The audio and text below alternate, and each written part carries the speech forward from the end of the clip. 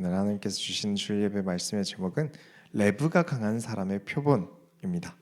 우리 옆 사람과 인사합시다. 싸워나가며 승리합시다.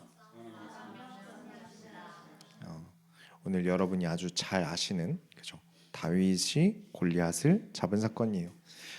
그래서 우리가 오늘 마음가짐을 잘 다져야 됩니다. 이미 아는 이야기라고 생각하지 않으셔야 됩니다.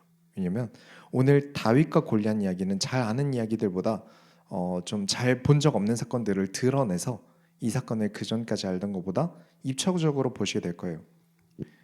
저는 여러분이 성경을 읽으실 때나 성경을 보실 때 좀 단편적으로 읽혀지는 게 아니라 입체적으로 읽혀졌으면 좋겠어요. 그래서 무교병 얘기가 나오면 제가 무교병을 여러분께 드리기도 하죠. 이걸 먹어본 사람과 안 먹어본 사람은 차이가 큽니다. 그리고 오늘 수금을 제가 구매해서 갖다 놨습니다. 그래서 궁금하신 분들은 만져보시면 아, 다윗이 저걸 만졌겠구나, 저걸 연주했겠구나. 물론 완벽한 이스라엘 킷노르는 아닙니다만 계량형이에요. 근데 해본 사람과 안 해본 사람은 성경을 읽을 때 입체감이 달라집니다. 이게 작아 보이지만 굉장히 커요. 그래서 오늘은 잘 아시는 이야기겠지만 좀 더 여러분에게 이 시간이 풍성해지게 되시길 예수 이름으로 축원합니다. 첫 번째로 골리앗이 등장합니다. 오늘 서론 이야기를 두지 않고 바로 본론으로 들어가겠습니다. 자, 우리가 이제 다윗의 이야기로 들어왔잖아요. 그리고 오늘 신자든 비신자든 누구나 아는 사건이에요. 그래서 이쯤에서 우리가 다시 한번 짚고 넘어가야 할 게 있어요. 질문을 드릴게요. 대답하지 마세요. 여호수아서의 주인공은 여호수아인가요? 사무엘서의 주인공은 사무엘인가요? 아니면 오늘도 멋지게 나오는 다윗일까요? 다윗이 지분이 많은데. 사무엘서의 주인공은 하나님이십니다. 모든 성경의 주인공은 삼위일체 하나님이십니다. 오늘 다윗이 아주 멋지게 나와요. 대단한 사람이에요. 정말 멋집니다. 그러나 우리의 인식이 이런 멋진 장면들로 인해서 성경의 주인공이 다윗이 되는 일들이 생겨요. 그걸 다윗 본인이 바랄까요? 나 멋있게 나와, 성경의 주인공은 나 다윗이야 라고 다윗 본인이 그걸 바랄까요? 아닐 겁니다. 다윗이 아무리 멋지게 나와도 이 성경의 주인공은 하나님이십니다. 그 어떤 인물들이 멋지게 등장해도, 바울이라는 사도가 엄청난 가르침을 줬어도 성경의 주인공은 하나님이십니다. 우리가 이 기준을 잃어버리고 성경을 읽으면 안 돼요. 하나님께 쓰임받음은, 하나님께서 우리 인생에 관여함은 성삼위 하나님께서 주인공이 되심부터 시작해요. 그렇게 된다면 시간이 지나면 지날수록 우리도 다윗처럼, 바울처럼, 사무엘처럼 모든 성경의 인물들처럼 쓰임받기에 부족함이 없게 되는 줄 믿습니다. 지난주에 레브가 강한 사람이라는 표현을 썼어요. 하나님 무엇을 보신다? 중심을 보신다. 근데 그 중심이 그냥 교회 열심히 다닌다 이런 정도가 아니에요. 진리 앞에서 타협하지 않고 흔들려서 주저앉지 않는 사람이 가진 그 마음가짐을 말하는 거예요. 그래서 이를 두고 싸워나갈 준비가 되어 있는 사람이라고 말씀을 드린 겁니다. 이미 레브가 단단하여 싸울 준비가 마쳐진 사람. 우리는 인생이라는 경기 중이에요. 하나님께서 사울과 같이 신앙을 팔아 이득을 취하는 사람은 더 이상 경기에 보내지 않으세요. 왜냐? 그는 도둑이라. 하지만 다윗같이 싸워나갈 준비가 되어 있는 사람은 경기에 내보내십니다. 그래서 블레셋이 또 쳐들어왔어요. 근데 17장 4절에 블레셋 사람들의 진영에서 싸움을 도두는 자가 왔는데 그 이름은 골리앗이요 가드 사람이라 그의 키는 6규빗 한 뼘이요. 많이 본 사람이죠. 골리앗이래요. 키 크다 그러면 골리앗 붙이고 보잖아요. 그죠? 키가 2m 90 정도로 된다고 합니다. 거인이에요. 물론 70연역이라는 또 다른 본에는 이제 2m 정도로 보긴 합니다. 아무튼 커요. 키가 커요. 그 거인이 투구와 비늘 갑옷을 들고 나왔어요. 그 거인 골리앗이 8절에 뭐라고 하는데 원어를 가져와서 번역하려는데 좀 어려워요. 그래서 약간 우리나라 문화에 맞게 제가 의역을 해서 말씀을 드리자면, 나는 블레셋 챔피언이다. 그리고 니들은 사울 떨거지들이다 라고 비하해요. 왜 사울 떨거지들이다라고 비하를 하냐면 사울에 대해서 여러분이 기억하셔야 되는 게 뭐였냐면 사울은 키가 컸어요. 그죠? 이스라엘 평균 남자의 키가 사울 어깨 정도였다라고 이제 돼 있단 말이에요. 그래서 그림 보여드리면 골리앗 입장에서는 겨우 사울이 키가 커? 사울이 크다고? 아 역시 난쟁이들 별 볼 일 없네라고 업신여기는 거예요. 굉장히 무시하고 있는 겁니다. 이스라엘 군사 기세가 완전히 꺾이기 딱 좋은 심리 전술이죠. 우리는 사울 왕보다도 작은데 우리 이렇게 작은 우리가 나가서 골리앗과 어떻게 싸우겠냐는 거예요. 그래서 골리앗이 한 번 더 도발합니다. 니들 중에 가장 싸움 좀 한다는 놈들 나와봐라. 나랑 싸워보자 라고요. 골리앗이 계속 도발해요. 나를 이기면 우리가 니들 종이 될 거고 니들이 지면 니들이 우리 종이 되는 거야. 이 말에 이제 백성들이 막 덜덜 떱니다. 그리고 얼마나 골리앗이 집요했냐면 이게 그냥 한 번 나오는 장면이 아니라 아침 저녁을 2번씩 나와가지고 도발을 해요. 아침에 한 번, 저녁에 한 번. 그걸 40일 동안 납니다. 그러니까 한 번 이렇게 뭐라고 하고 나간 게 아니라 40일 내내 괴롭힌 거예요. 근데 아무도 이 골리앗이 40일 동안 조롱하는데 아무도 싸울 엄두조차 못 내요. 아무도 나가서 싸우겠다는 사람이 없어요. 그죠? 세상에는 체급이 존재합니다. 늘 겪는데 체급 차이는 무시할 수가 없어요. 그런데 두 번째로 아저씨는 자존심도 없어요. 자, 이 얘기가 나오는 이유가 있습니다. 그러던 어느 날 이제 15살 정도, 15세 정도 나이의 다윗이 이제 아버지 심부름으로 이제 도시락을 챙겨서 이제 형들을 갖다 줘요. 전쟁 중에 이제 배식이 시원치 않았나 봐요. 그래서 전쟁 나간 형들을 위해서 20km나 이제 떨어진 전쟁터에 이제 막내를 시켜서 도시락을 보내줬어요. 꽤 걸어가죠. 그래서 형들을 만나서 인사하고 도시락을 줬는데 그런데 저 멀리서 뭔가 소리가 들려서 보니까 골리앗이 야 이 쫄보 놈들아 아직도 쫄아서 못 나오냐 라면서 이제 이스라엘을 계속 모욕하고 있어요. 그 모욕을 듣고 도망친 이스라엘 군사들이 엄청 수근거립니다. 그 내용이 뭐냐면 사울 왕이 명령을 내렸는데 저 골리앗과 싸워서 이기는 사람한테는 엄청난 상금이라 공주와 결혼도 시켜주고 그 집안은 이제 세금 면제 혜택까지 주겠다고 했대. 그 말을 들은 다윗은 무슨 생각을 했을까요? 그냥 골리앗이 욕한다에서부터 화가 난 게 아니에요. 사람들은 그렇게 생각해요. 골리앗이 비하하는 발언을 했다에서부터 다윗이 화가 난 줄 아는데 그 다른 이유들이 더 있어요. 무슨 생각이 들었는지 갑자기 다윗이 화가 머리끝까지 난 거예요. 근데 뭐에 그렇게 화가 났을까요? 골리앗이 이스라엘 군대를 모욕하는 것 때문에 화가 난 것도 맞는데 그것보다 더 화나는 게 다윗에게 있었어요. 26절을 보면 이게 좀 번역이 너무 고대 이스라엘 문화어예요. 그러니까 이스라엘 그 당시 민족 사람들만 이해할 수 있는 어떤 문화적인 이야기인데 그래서 좀 의역을 좀 하겠습니다. 그래서 다윗이 저 이스라엘을 모욕하는 놈을 죽이면 왕이 어떻게 대우를 한다고요? 라고 질문합니다. 근데 이 질문의 뉘앙스가 중요해요. 엄청 밝은 표정으로 저놈을 죽이면 상금을 주신다고요? 이거랑 엄청 화가 나서 저놈 죽이면 상금을 주신다고요? 이거는 차이가 있어요. 밝은 표정이면 이걸 좀 밝은 표정이면 어떤 이유냐면 우와 저놈 죽이면 팔자 피겠네 부자 되는 거야 이런 뜻이겠죠. 근데 화가 나서 말을 하는 건 무슨 이유일까요? 저런 놈 못 죽여서 상금까지 걸어야 돼? 지금 상금이 문제가 아니라 자존심 문제 아니야? 니들은 자존심도 없어? 이것 때문에 화가 난 거예요. 근데 그걸 마음으로만 가지고 있어야 되는데 지난주에 말씀을 드렸죠. 다윗은 좀 과한 면이 있어요. 분노를 잘 못 참는 것도 있고 항상 뭔가 할 때 좀 과하게 하는 면이 있어요. 그래서 26절에 이 할례 받지 않은 블레셋 사람이 누구이기에 살아계시는 하나님의 군대를 모욕하겠느냐 이 말이 멋지긴 한데 상상을 해보세요. 15살 그러니까 중3 고1 정도 되는 애가 와가지고 지금 할례도 안 받은 놈에게 쫄아서 하나님의 군대가 모욕당하는데 니들은 뭐 하고 있냐 라고 하고 있는 거예요. 군인도 아닌 어린애가 아저씨들한테 막 면박을 주고 있는 거예요. 상상이 가십니까? 중학생 정도 되는 애가 와서 여러분 일터에 가서 왜 일을 그렇게 해요? 일 그거밖에 못해요? 라고 하면 기분이 당연히 나쁘겠죠. 근데 지금 아주 어린 15세 정도의 다윗이 와서 그러고 있는 거예요.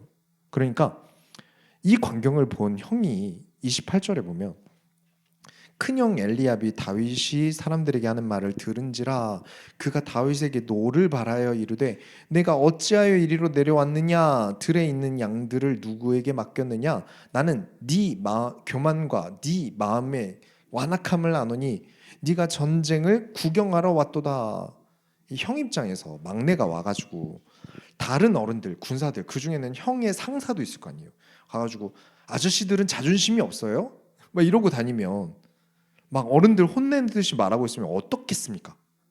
그래서 형이 엄청 화를 내는 거예요. 니는 하여간 교만하고 완악하고 막 이러면서. 그러니까 평소에 이런 오해 살 일들이 많이 있었던 거죠.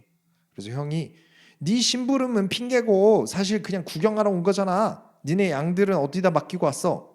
여기 양들을 어디다 맡겼냐는 말은 진짜로 양 어디 맡기고 왔어? 이게 아니라 네 할 일이나 똑바로 해 이 얘기예요.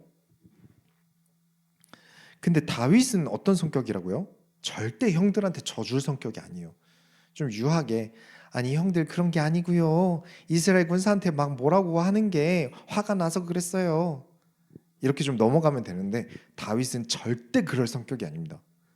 우리가 지난주 16장에서 쉬운 말로 얘는 눈이 돌아 있었다라고 말씀을 드렸잖아요. 그게 다윗 성격이거든요. 그래서 바로 형들한테 내가 뭘 했는데요? 라면서 두 눈 똑바로 뜨고 형들한테 따집니다. 그게 29절에 다윗이 이르되 내가 무엇을 하였나이까 어찌 이유가 없으리까 하고 내가 뭘 했는데 형? 내가 아무 이유 없이 그래? 내 말이 틀렸어? 라고 따져요.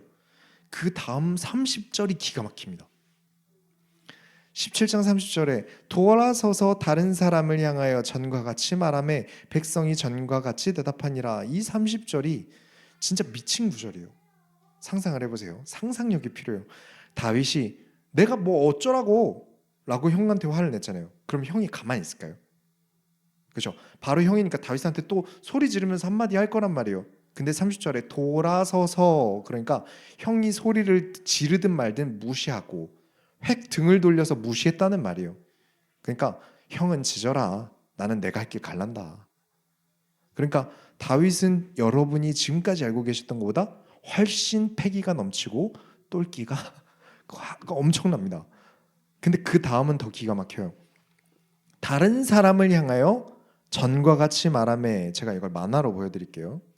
보여드리면 계속 다른 군사한테 가서 이스라엘을 모욕하는데 아저씨는 싸울 마음이 없어요? 또 딴 데 가서 아저씨 이스라엘을 저렇게 모욕하는데 아저씨는 싸울 마음이 없어요? 이러고 온 부대를 쑤시고 다닌 거예요. 그렇죠? 그러니까 다윗이 가까이 두면 좀 피곤한 성격인 건 맞는 겁니다. 신약에서 말하는 좋은 인성이랑은 살짝 거리가 있는 것도 맞습니다. 근데 이유는 내가 이렇게 말하면서 부대를 다 헤집고 다니면 내 얘기가 사울 왕까지 도달하겠지요. 내가 이렇게 온 부대를 다 쑤시고 돌아다니면 사울에게 내 이야기가 보고가 되겠지? 라는 이유가 있긴 해요. 그래도 확실히 좀 과한 면이 있죠. 앞으로도 이제 다윗은 종종 일 처리를 과하게 하는 걸 이제 여러분 보시게 될 겁니다. 그냥 사울 찾아가서 저 쟤랑 싸울랍니다. 제가 얼마나 싸움 잘하는지를 좀 보여드리고 그죠? 그러면 되는데 다윗은 성격상 그게 안 돼요. 결국 다윗이 온 부대를 돌아다니면서 15세 정도의 중3 정도 되는 애가 아저씨들을 계속 갈구고 다닌다는 소문이 이제 사울 귀에 들어가요. 근데 문제는 사울이 다윗을 보고 누군지를 몰라요. 근데 구면이잖아요. 지난주에 보았잖아요. 다윗과 사울은 본 적이 있어요. 분명 자기가 악령에 시달릴 때 저 수금 연주하던 소년인데 못 알아봅니다. 그래서 사탄과 싸우겠다는 것을 보다 내가 하나님께 나아가는 게 훨씬 낫다라고 말씀을 드린 거예요. 아무튼 사울이 다윗을 불렀는데 다윗이 하는 말을 보세요. 32절에 다윗이 사울에게 말하되 그로 말미암아 사람이 낙담하지 말 것이라 주의 종이 가서 저 블레셋 사람과 싸우리이다 하니 아니 왕이잖아요. 지금 15살짜리 소년이 왕 앞에 선 거예요. 근데 이 평민 청소년이 와서 왕에게 낙담 하나님의 사람이 사람이 낙담하지 말 것이라. 그러니까 이걸 형들이나 아버지가 보고 있으면 바로 막 뒷목 잡을 일이에요. 바로 다윗 입 틀어막고 아이고 폐하 얘가 좀 미쳤나 봅니다 하면서 말렸어야 되는 장면이에요. 근데 지금 이 미쳐 보이는 소년이 가서 골리앗이랑 싸운대요. 그래도 사울이 좀 어른답게 네가 골리앗을 어떻게 이기니? 너 사람은 죽여봤니? 그때 다윗이 저는 곰이랑 사자도 찢어 죽입니다. 믿어보이소. 그래서 37절에 또 다윗이 이르되 여호와께서 나를 사자의 발톱과 곰의 발톱에서 건져내셨은즉 나를 이 블레셋 사람의 손에서도 건져내시리이다. 사울이 다윗에게 이르되 가라 여호와께서 너와 함께 계시기를 원하노라. 세 번째로 슬링샷. 자, 곰이랑 네, 세 번째로 곰이랑 사자도 이겼다 그래요. 저 정도로 완강하니 어쩌겠습니까? 그렇게 자신이 있다는데 뭐 딱히 골리앗이랑 싸우겠다는 사람도 40일 내내 없었잖아요. 그래서 사울이 이제 다윗에게 갑옷을 입혀봤는데 다윗이 아예 저랑 안 맞습니다. 불편하네요 하고 벗고 그립감 좋은 돌을 가지고 골리앗에게 갑니다. 근데 여러분 왕이 여러분에게 뭔가 옷을 입혔어요. 아 불편하네요 라고 벗을 수 있으시겠어요? 안 됩니다. 그러니까 다윗이 어떤 성향인지를 보셔야 돼요. 그래서 골리앗이 이제 보니까 이제 다윗이 저기 멀리서 이제 슬슬 오고 있는데 평소 같지 않게 앞으로 다가오는 얼굴이 붉고 젊은 애가 있어요. 이게 또 기분이 나쁜 게 칼도 안 들고 오고요. 창도 안 들고 와요. 짐승 몰 때 쓰는 짝대기 하나 들고 오거든요. 그러니까 어디 어린애가 전장에 예의도 없이 무기도 안 들고 그래서 이제 골리앗이 네가 나를 개 취급하냐 라면서 평소보다 더 심하게 막 블레셋 신의 이름으로 막 욕을 해요. 그래서 다윗이 아주 멋지게 한마디 합니다. 45절에 오늘 읽은 본문이죠. 45절부터 47절 보면 다윗이 블레셋 사람에게 이르되 너는 칼과 창과 단창으로 내게 나아오거니와 나는 만군의 여호와의 이름 곧 내가 모욕하는 이스라엘 군대의 하나님의 이름으로 내게 나아가노라. 오늘 여호와께서 너를 내 손에 넘기시리니 내가 너를 쳐서 내 목을 베고 블레셋 군대의 시체를 오늘 공중에 세워 땅의 들짐승에게 주어 온 땅으로 이스라엘의 하나님이 계신 줄을 알게 하겠고 또 여호와의 구원하심이 칼과 창에 있지 아니함을 이 무리에게 알게 하리라. 전쟁은 여호와께 속한 것인즉 그가 너희를 우리 손에 넘기시리라. 멋진 말이죠. 근데 이 말이 사실 더 멋진 이유들이 몇 개 있는데 그건 뒤에 좀 이야기를 하고 말씀을 드릴게요. 저쪽에서 골리앗이 다윗에게 오는 동안 다윗은 주머니에서 돌을 꺼내서 장전하고 던져서 골리앗을 기절시킵니다. 그 무기가 어떤 거였냐면 사진 보여드리면 이런 무기인데 두 쪽 끈을 잡고 이렇게 한쪽 끈을 이렇게 던지면서 한쪽 끈을 놓으면 이제 돌이 날아가는 그런 구조예요. 실제로 무거운 강철에 한번 던져보겠습니다. 영상 보여드리면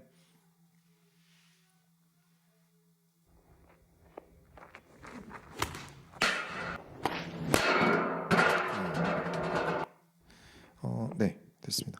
실제로 고대 투구가 저 지금 보신 그 강철만큼 두껍지가 않아요. 그래서 사실 그냥 투구에 맞아도 기절했을 거예요. 왜냐하면 숙련된 사람이 던지는 속도가 한 150km 정도 이상으로 빠르다 그래요. 우리나라의 프로 야구에서 145km 직구를 딱 던졌는데 그게 타자 머리에 맞은 일이 있었어요. 바로 쓰러져서 긴급으로 병원에 갔습니다. 그렇죠? 헬멧을 쓰고 있었는데 야구공이 아니라 돌을 150km를 던져서 맞았으면 그 당시에 얇은 투구로도 못 버텼을 거예요. 그러니까 다윗이 곰이나 사자를 돌로 맞춰 쓰러뜨리고 양을 찾아왔는데 가끔 곰이나 사자가 기절했다가 일어나면 아직 정신 못 차릴 때 입을 찢어 죽였다는 게 이제 여러분 머릿속에서 그려지시죠. 그래서 그 자리에서 다윗은 짐승 잡던 대로 쓰러진 골리앗이 차고 있던 칼을 뽑아서 골리앗의 머리를 잘라버립니다. 그러자마자 이스라엘 군사들이 블레셋 쪽으로 쳐들어가서 우르르 죽이고 전리품을 가져와요. 네 번째로 자 이제 좀 정리를 좀 해볼게요. 이스라엘의 군대인가 여호와의 군대인가 같은 말 아닌가요? 같은 말 같은데 아니었다는 거예요. 자, 이 사무엘상 17장에 골리앗이 직접적으로 입으로 여호와를 모욕했다라는 장면이 있을까요, 없을까요? 골리앗이 여호와를 모욕했다. 이 구절들이 있을까요, 없을까요? 아무리 찾아도 없어요. 히브리 원문에도 없어요. 골리앗은 여호와에 대해서 직접적으로 한마디도 한 적이 없습니다. 그리고 다윗도 골리앗이 직접적으로 여호와를 모욕했다라고 한마디도 말한 적이 없어요. 근데 왜 이렇게 다윗은 화가 잔뜩 나서 여호와 여호와 하는 걸까요? 우리가 앞에서 보았지만 다윗이 아저씨들은 화가 안 나요? 라고 따지고 다녔는데 이 말은 자존심이 상하는 일이지 않냐는 거잖아요. 그래서 어떤 자존심이 상했는지를 봐야죠. 무슨 자존심이? 제가 골리앗이랑 싸우는데 제가 도망가는 건 전 자존심이 하나도 안 상할 것 같아요. 절대 못 이기거든요. 체급 차이가 너무 크잖아요. 근데 도대체 뭐가 자존심 상하는 일일까요? 이스라엘은 여호와의 군대다. 그런 여호와의 군대를 모욕하는 것은 곧 여호와를 모욕하는 거 아니냐라는 거예요. 다윗이 화가 난 지점은 그거예요. 골리앗이 40일 동안 소리 지르면서 이스라엘 군대를 모욕하는 동안 그 누구도 이 문제를 여호와의 문제로 생각한 사람이 없다는 거예요. 모두 다 찾아다니면서 아저씨들마다 들쑤시면서 물어봤는데 아무도 그렇게 대답하는 사람이 없어요. 그래, 저 나쁜 놈이 감히 우리 여호와의 군대를 모욕했다라고 말하는 사람이 없다고요. 다윗이 도착하기 전까지 그 병영 내에 하나님은 우리의 왕이시다라고 하는 사람이 있었다면, 우리는 하나님의 군대 아닙니까? 하나님께서 우리랑 함께 하시는데 아무리 골리앗이라도 우리가 이렇게 쫄아 있어야 합니까? 하나님께서 우리와 함께 하시면 이길 거 아닙니까? 라고 나왔어야 되는데 40일 동안 한순간도 단 한 명도 하나님은 이스라엘의 왕이 아니셨던 거예요. 그들에게는 이스라엘 군대의 왕이 하나님이 아니셨던 거예요. 사울 왕의 군대였죠. 하나님께서는 이미 이전에도 이스라엘의 정말 허접한 군사들 데리고 불가능해 보이는 전쟁을 수도 없이 이기셨습니다. 하나님은 왕이시다라는 사람이 한 사람만 있어도 하나님께서 그 사람을 데리고 승리하셨어요. 그런데 이번 전쟁은 다윗이 오기까지 그 누구도 없었어요. 하나님이 왕이 아닌 사람들만 모여 있으니 블레셋에 쫄아 있는 게 우리는 좀 자존심이 상해도 하나님의 자존심 상할 일이라고 아무도 생각을 못 하는 거예요. 근데 하나님을 왕으로 모시는 사람에게는 이 문제는 하나님의 자존심이 달린 문제라고요. 그래서 소년인 다윗이 아저씨들에게 니네가 그러고도 하나님의 군대냐라고 따지고 다닌 거예요. 다윗 마음에는 우리는 그냥 이스라엘 군대가 아니다. 어디 나라에나 있는 군대가 아니다. 우리는 하나님의 군대다. 하나님의 군대가 겨우 저런 놈한테 쫄아있는 게 말이 되냐? 그래서 26절에도 살아계신 하나님의 군대를 모욕하겠느냐라고 말한 거예요. 그러면서 아저씨들에게 한 명 한 명 따지고 45절에는 이스라엘의 군대의 하나님의 이름으로 내게 나아가노라라고 말하는 거예요. 그렇죠. 왜냐? 다른 사람이었으면 사울 왕의 군대로서 나갔겠죠. 사울 왕의 군사로서, 사울 왕의 장군으로서 막 이러면서 나갔을 텐데 다윗은 사울 왕 이름을 거치지 않고 여호와의 이름으로 나가노라. 왜냐? 다윗의 왕은 하나님이신 거예요. 그렇죠. 그러니까 다윗은 군대에 모인 이 아저씨들이 그죠, 아직 어리기도 하고 도무지 이해가 안 가는 거예요. 그냥 저 골리앗 죽이면 되는 거 아니야? 왜 저렇게까지 모욕하는데 가만히 있어? 이것 때문에 상금까지 걸어야 된다고? 이해가 안 가네. 라면서 그죠? 이걸 정말 그 사춘기 청소년 생각하시면 됩니다. 딱 그 나이 때니까요. 이스라엘 아저씨들의 마음을 전혀 공감하지 못하는 거죠. 그래서 살짝 이때 당시 사회성이 없는 편이다. 타인의 마음이나 공감 같은 걸 잘 성격이 못 된다. 앞으로도 그런 면들이 조금 있습니다. 그러나 다윗이 얼마나 레브가 강한지 보이십니까? 그걸 보셔야 됩니다. 감히 여호와의 군대를 모욕해? 아, 열받네. 그래서 아저씨들이고 뭐고 형들이고 뭐고 왕이고 뭐고 아, 모르겠다. 당장 내가 가서 저놈 죽일란다. 다윗은 여호와의 일이라는 생각이 드니까 눈에 뵈는 게 없는 거예요. 하나님께서 가장 우리의 우선순위가 되시는 것, 사울이든 형의 체면이든 다른 군인 아저씨들이든 다윗에게는 우선순위가 아니었다는 거예요. 하나님을 가장 우선순위에 두는 것. 물론 어른스럽게 잘 정리하는 게 중요합니다. 그래서 신약에서 말하는 인성적으로 보면 조금 잘못된 부분이 있는 거예요. 많은 사람을 하나님께 돌아오게 하려는 우리는 평화스러운 방법을 써야죠. 많은 사람들에게 믿음을 독려하고, 그렇죠. 그래서 다윗과 같은 방식이 올바르다라고 말하는 건 절대 아닙니다. 그러나 사울과 대비해서 가장 하나님이 원하시는 사람은 어떤 사람인가를 확실하게 보여주셨어요. 그래서 지난주에 다윗에 대해서 싸워나갈 준비가 되어 있는 사람, 어떤 어려움과 힘든 일이 있다 하더라도 절대 멈춰서거나 물러서지 않고 여호와라는 우선순위를 위해 싸워나갈 수 있는 사람. 결론을 내리겠습니다. 우리 교회가 지금까지 싸운 이야기를 좀 해보고 싶어요. 오늘 다룬 이야기는 잘 아는 이야기니까 길게 다루지 않았습니다. 그러나 잘 아는 이야기라도 꼼꼼히 살펴보니까 그 안에 모르던 것들이 좀 있었죠. 영화나 만화에서는 뭔가 좀 엄청 희망적이고 막 멋지게 등장하는 것 같지만 디테일을 보면 아주 특이한 사건이에요. 그래서 구절이 아주 길어요.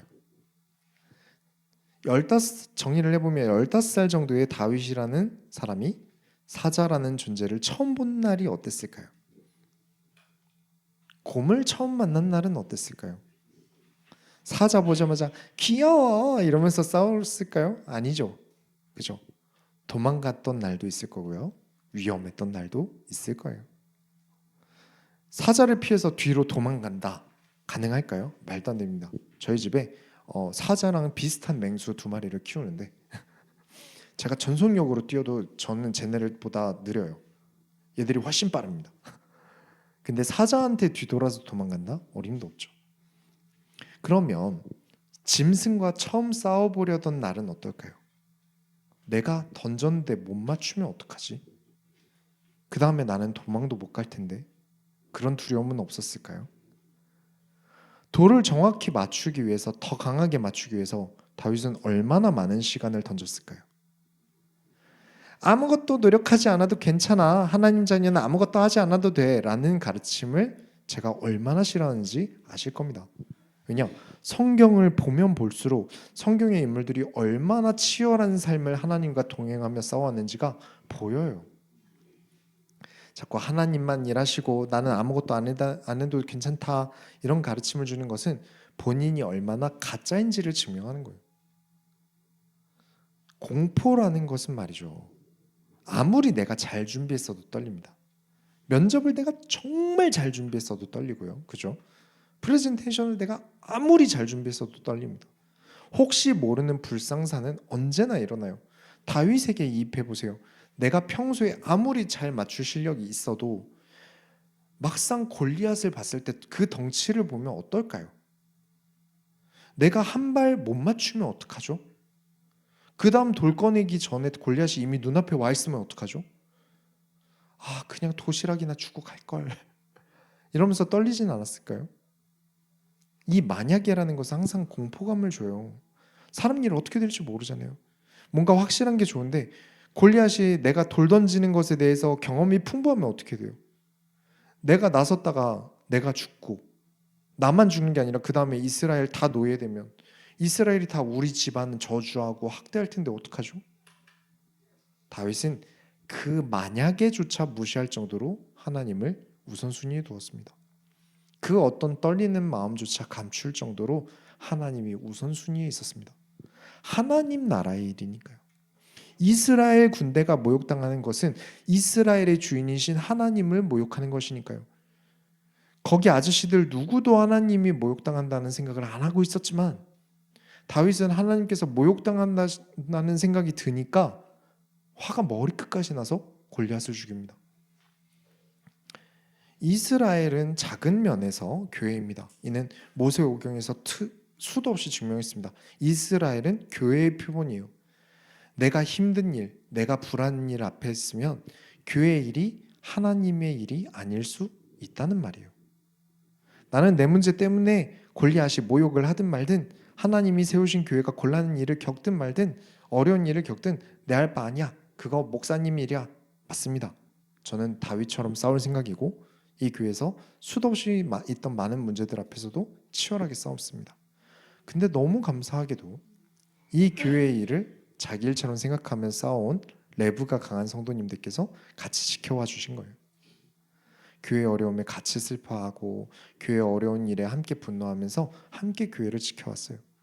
저와 여러분은 다 다윗과 같이 현대의 말도 안 되는 상황과 싸워서 이겨서 오늘도 예배드리러 오신 겁니다. 여러분 각자가 다 교회에서 이런저런 헌신을 해주세요. 헌신을 통해 작아 보이지만 큰 싸움을 함께 짊어지고 계신 거예요. 레브가 강한 사람은 교회의 일도 하나님의 일, 내가 세상에서 싸워나가는 일도 하나님의 일입니다. 왜냐? 나는 하나님의 소유니까요. 나는 하나님의 도구이며 하나님의 종이니까요. 레브가 강한 사람. 그래서 하나님께서 예시를 들어주시기 위해서 일부러 과할 정도로 다윗이라는 레브가 강한 사람을 통해서 저와 여러분에게 보여주십니다. 우리가 1월 1일부터 우리 교회 이전이라는 일과 또 부서를 세우는 일과 또한 목회자 가정을 책임지는 일 등 많은 숙제를 우리가 안고 있어요.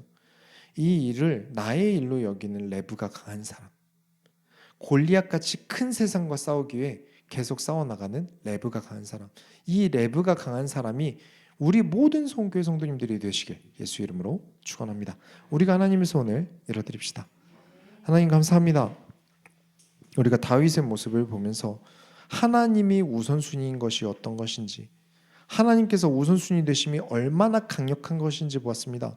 우리가 하나님의 일이 나의 일이 되게 하시고, 하나님의 기쁨이 나의 기쁨이 되게 하시고, 하나님의 분노가 나의 분노가 되게 하여 주옵소서.